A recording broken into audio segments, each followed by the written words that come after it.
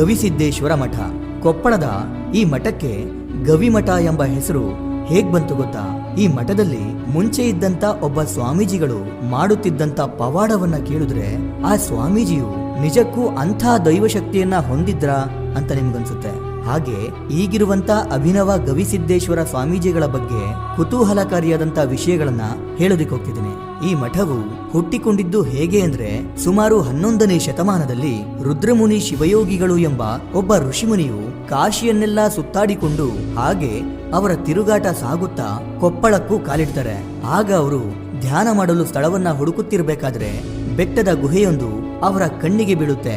ಸರಿ ಎಂದು ಆ ಗುಹೆಯಲ್ಲೇ ಕುಳಿತು ತಪಸ್ಸನ್ನ ಮಾಡೋದಕ್ಕೆ ಶುರು ಮಾಡ್ತಾರೆ. ಮತ್ತೆ ಅಲ್ಲೇ ಅವರು ವಾಸ ಮಾಡ್ತಾರೆ. ಆಗ ಅಕ್ಕಪಕ್ಕದ ಜನಗಳು ಯಾರೋ ಋಷಿಮುನಿಗಳು ಬೆಟ್ಟದ ಮೇಲೆ ಕುಳಿತು ತಪಸ್ಸನ್ನ ಮಾಡ್ತಿದ್ದಾರಲ್ಲ ಎಂಬುದನ್ನ ಕಂಡು ಆ ಮುನಿಗಳ ಹತ್ತಿರ ಬಂದು ತಮ್ಮ ಸಮಸ್ಯೆಗಳನ್ನ ಹೇಳಿಕೊಳ್ಳೋಕೆ ಶುರು ಮಾಡ್ತಾರೆ. ಆಗ ಅವರ ಸಮಸ್ಯೆಗೆ ಋಷಿಮುನಿಗಳು ಪರಿಹಾರವನ್ನ ಹೇಳ್ತಾ ಇರ್ತಾರೆ. ಆ ಮುನಿಗಳು ಅಲ್ಲಿನ ಜನಗಳಿಗೆ ತುಂಬಾ ಇಷ್ಟವಾಗ್ತಾರೆ. ಮೊದಲು ತುಂಬಾ ಕಡಿಮೆ ಸಂಖ್ಯೆಯಲ್ಲಿ ಬರುತ್ತಿದ್ದ ಜನಗಳು ದಿನೇ ದಿನೇ ಆ ಮುನಿಗಳ ಹತ್ತಿರ ಬರೋದು ಜಾಸ್ತಿಯಾಗುತ್ತೆ. ಅನಂತರ ರುದ್ರಮುನಿ ಶಿವಯೋಗಿಗಳು ಅಲ್ಲೇ ಒಂದು ಮಠವನ್ನ ಕಟ್ಟಿಸ್ತಾರೆ. ಆ ಮುನಿಗಳಿಗೆ ಬೆಟ್ಟದ ಗುಹೆಗಳೇ ಆಶ್ರಯ ಕೊಟ್ಟಿದ್ದರಿಂದ ಆ ಮಠಕ್ಕೆ ಗವಿಮಠ ಎಂಬ ಹೆಸರು ಬರುತ್ತೆ. ಇವರ ನಂತರ ಅನೇಕ ಸ್ವಾಮೀಜಿಗಳು ಆ ಮಠವನ್ನ ಪಾಲನೆ ಮಾಡ್ತಾ ಬರ್ತಾರೆ. ಅನಂತರ ಗವಿಮಠ ಹೆಸರುವಾಸಿಯಾಗೋಕೆ ಕಾರಣವಾದವರು ಅಂದ್ರೆ ಅದು ಗವಿಸಿದ್ದೇಶ್ವರ ಸ್ವಾಮೀಜಿಗಳು. ಇವರು ಬಾಲಕನಾಗಿದ್ದಾಗ್ಲೇ ತುಂಬಾ ಪವಾಡಗಳನ್ನ ಮಾಡ್ತಿದ್ರಂತೆ. ಹೌದು, ಗವಿಸಿದ್ದೇಶ್ವರ ಸ್ವಾಮಿಗಳು ಚಿಕ್ಕ ವಯಸ್ಸಿನಲ್ಲಿದ್ದಾಗ ಗೌಡರ ಹಸುವೊಂದು ಇನ್ನೇನು ಸಾಯುವಂತ ಸ್ಥಿತಿಯಲ್ಲಿರುವಾಗ ಅದನ್ನ ಗವಿಸಿದ್ದೇಶ್ವರರು ಬದುಕಿಸಿದ್ದರಂತೆ. ಹಾಗೆ ಒಮ್ಮೆ ಹೈದರಾಬಾದ್ನ ನಿಜಾಮನಿಗೆ ಕುಷ್ಠರೋಗವು ತೀವ್ರವಾಗಿ ಕಾಣಿಸಿಕೊಂಡಿತ್ತಂತೆ.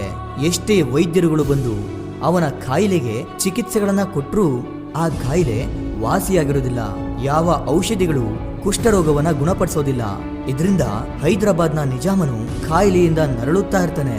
ಆಗ ಹೈದರಾಬಾದ್ನ ನಿಜಾಮನಿಗೆ ಯಾರೋ ಒಬ್ರು ಬಂದು ಕೊಪ್ಪಳದ ಗವಿಮಠದ ಸಿದ್ದೇಶ್ವರ ಸ್ವಾಮಿಗಳು ಮಹಾತಪಸ್ವಿಗಳು, ಅವರ ಆಶೀರ್ವಾದದಿಂದ ಅಸಾಧ್ಯವೂ ಕೂಡ ಸಾಧ್ಯವಾಗುತ್ತೆ ಅಂತ ಹೇಳ್ತಾರಂತೆ. ನಂತರ ಹೈದರಾಬಾದ್ನ ನಿಜಾಮನು ಗವಿಮಠಕ್ಕೆ ಬಂದು ತನ್ನ ಸಮಸ್ಯೆಯನ್ನ ಹೇಳಿಕೊಂಡಾಗ ಗವಿಸಿದ್ದೇಶ್ವರ ಸ್ವಾಮಿಗಳು ಅವನಿಗೆ ಅಂಬಲಿಯನ್ನ ಕುಡಿಸಿ ತೀರ್ಥವನ್ನ ಕೊಟ್ಟಾಗ ಅವನ ಕುಷ್ಠರೋಗ ಸಂಪೂರ್ಣವಾಗಿ ವಾಸಿಯಾಗುತ್ತಂತೆ.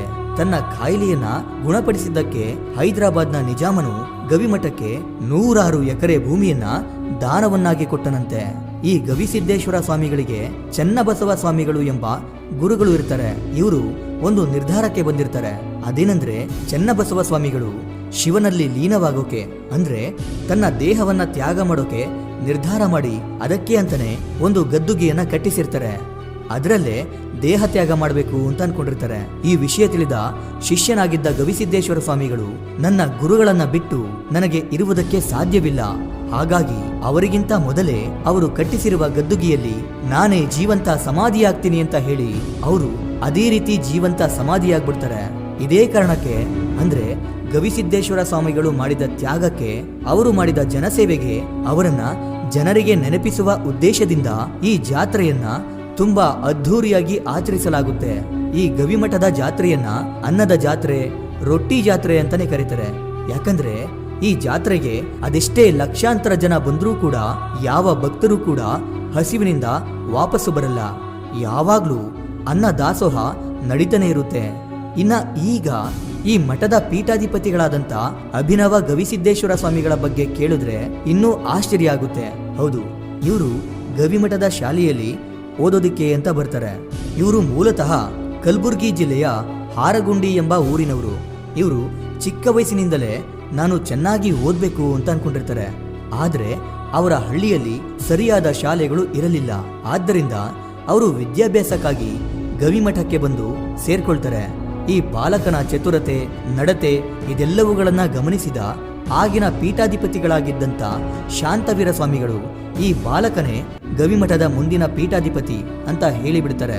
ಆಗಿನ್ನು ಈ ಅಭಿನವ ಸ್ವಾಮಿಗಳು ಕೇವಲ 6ನೇ ತರಗತಿಯಲ್ಲಿ ಓದುತ್ತಿದ್ದರಂತೆ.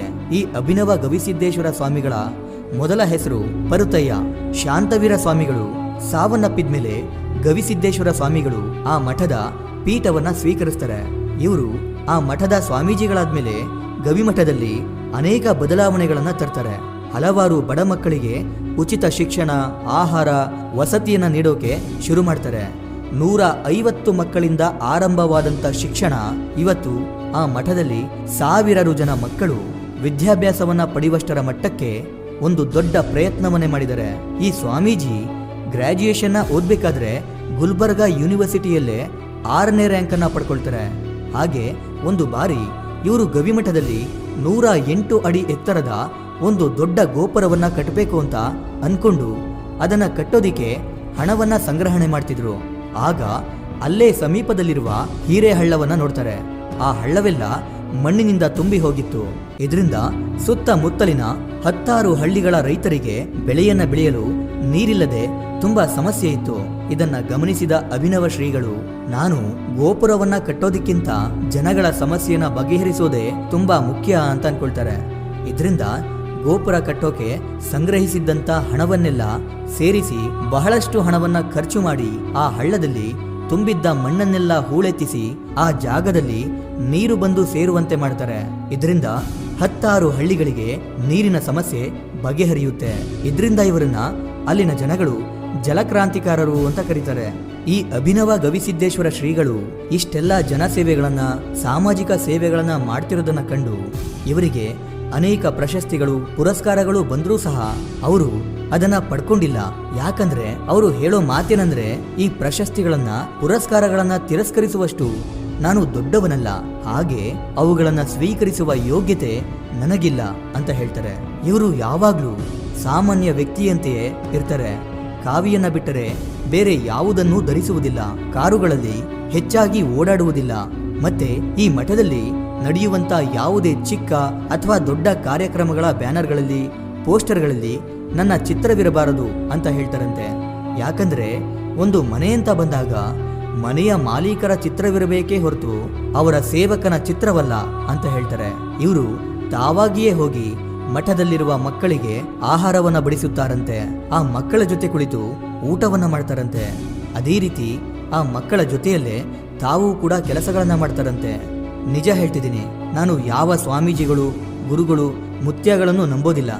ಆದ್ರೆ ಇಂಥ ಸ್ವಾಮೀಜಿಗಳನ್ನ ಕಂಡ್ರೆ ಕೈ ಎತ್ತಿ ಮುಗಿಬೇಕು ಅಂತ ಅನ್ಸುತ್ತೆ. ಇದೇ ಕಾರಣಕ್ಕೆ ಈ ವಿಡಿಯೋ ಮಾಡಿದೆ. ನಿಮ್ಮಲ್ಲಿ ಎಷ್ಟು ಜನ ಗವಿಮಠಕ್ಕೆ ಹೋಗಿದ್ದೀರಾ ಕಮೆಂಟ್ ಮಾಡಿ ತಿಳಿಸಿ. ಇದಿಷ್ಟು ಇವತ್ತಿನ ವಿಡಿಯೋ. ಈ ವಿಡಿಯೋ ನಿಮಗೆ ಇಷ್ಟ ಆಗಿರುತ್ತೆ ಅನ್ಕೊಂಡು ಮತ್ತೊಂದು ಹೊಸ ವಿಷಯದೊಂದಿಗೆ ಮತ್ತೆ ಬರ್ತೀನಿ. ಕೊನೆಗೆ ನನ್ನ ಈ ಶ್ರಮಕ್ಕೆ ನಿಮ್ಮಿಂದ ಬಯಸೋದು ಕೇವಲ ಒಂದು ಮೆಚ್ಚುಗೆಯನ್ನು ಮಾತ್ರ. Anyway, thank you for watching.